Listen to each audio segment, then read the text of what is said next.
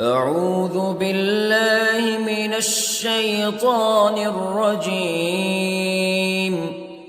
بسم الله الرحمن الرحيم. الرحمن علم القرآن خلق الإنسان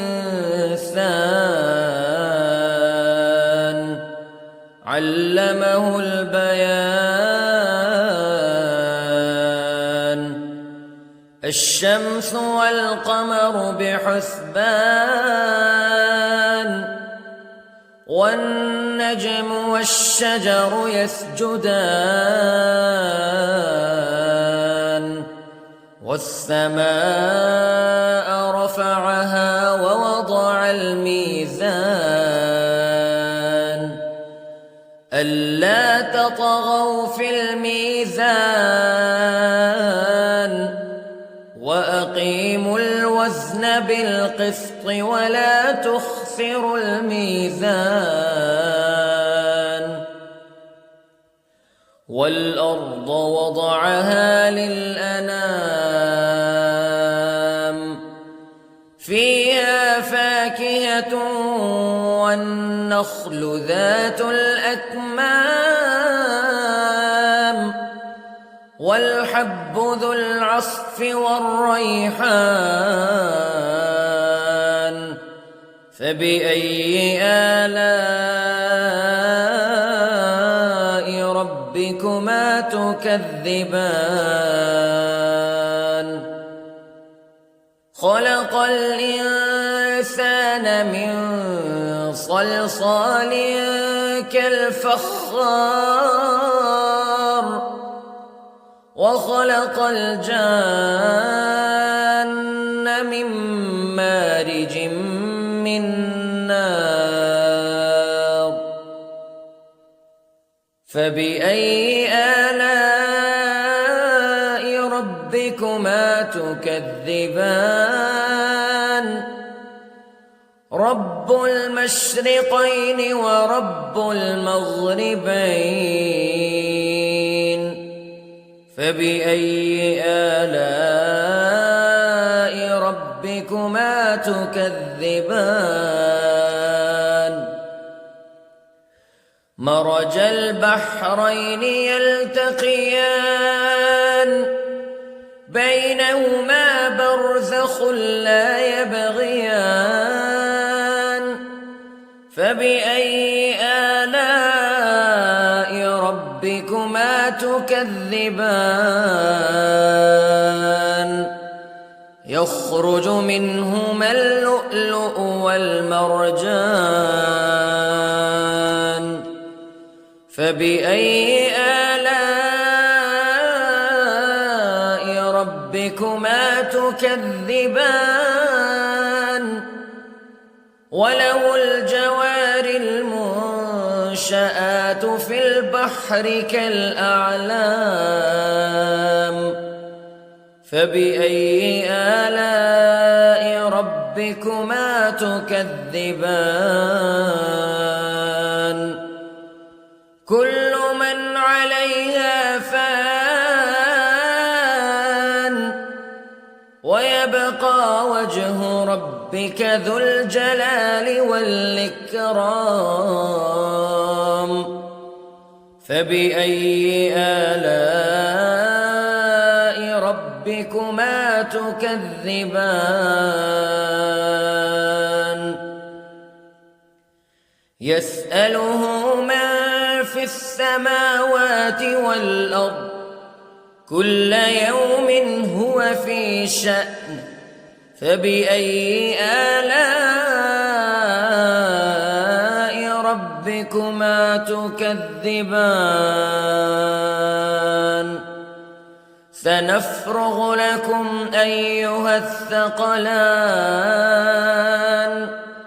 فبأي آلاء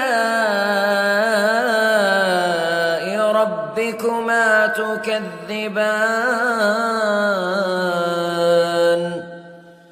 يا معشر الجن والإنس استطعتم أن تنفذوا من أقطار السماوات والأرض فانفذوا لا تنفذون إلا بسلطان فبأي آلاء ربكما تكذبان يرسل عليكما شواظ من نار ونحاس فلا تنتصران فبأي آلاء ربكما تكذبان فإذا انشقت السماء فكانت وردة كالدهان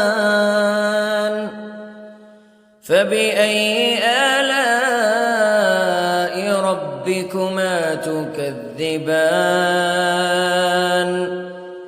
فيومئذ لا يسأل عن ذنبه إنس ولا جان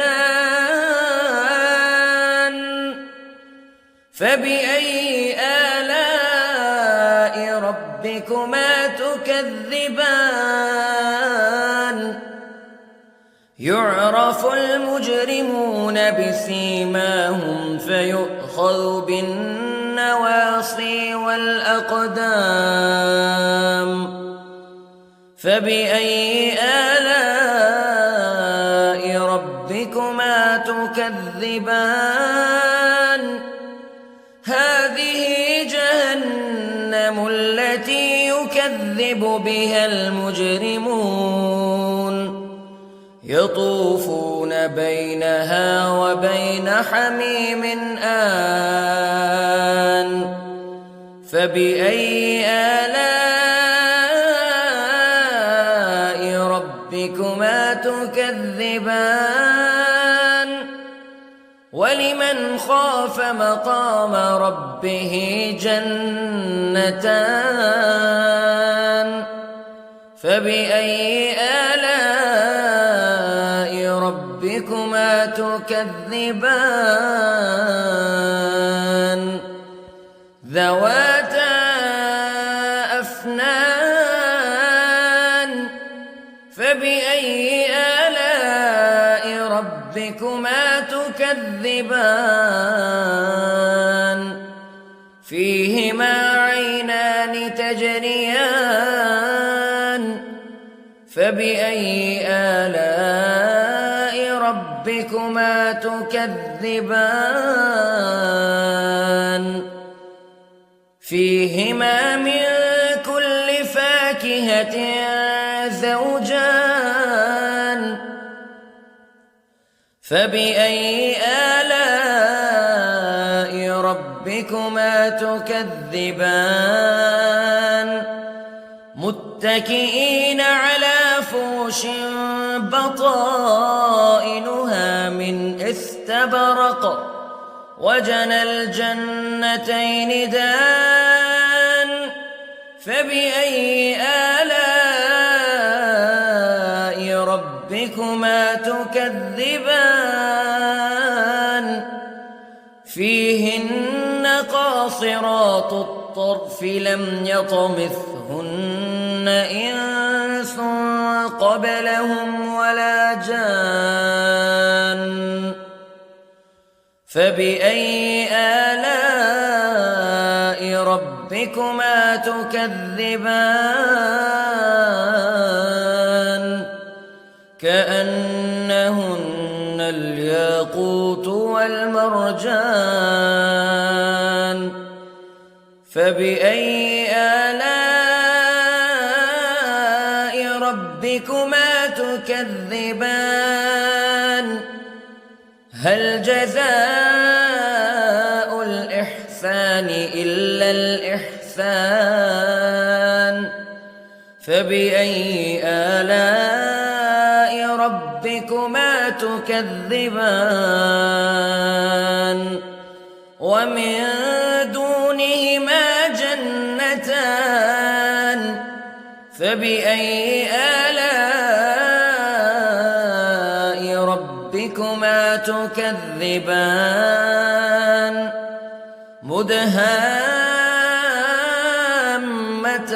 مدهامتان فبأي آلاء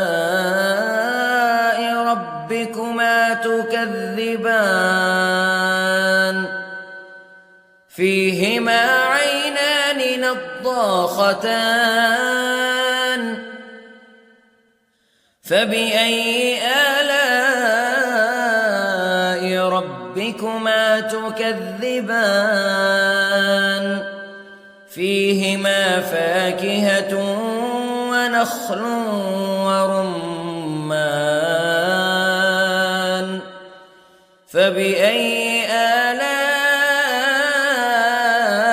ربكما تكذبان فيهن خيرات حسان فبأي آلاء ربكما تكذبان حور مقصورات في الخيام فبأي آلاء ربكما تكذبان لم يطمثهن إنس قبلهم ولا جان فبأي آلاء ربكما تكذبان متكئين على رفرف خضر وعبقري حسان فبأي آلاء ربكما تكذبان تبارك اسم ربك ذي الجلال والإكرام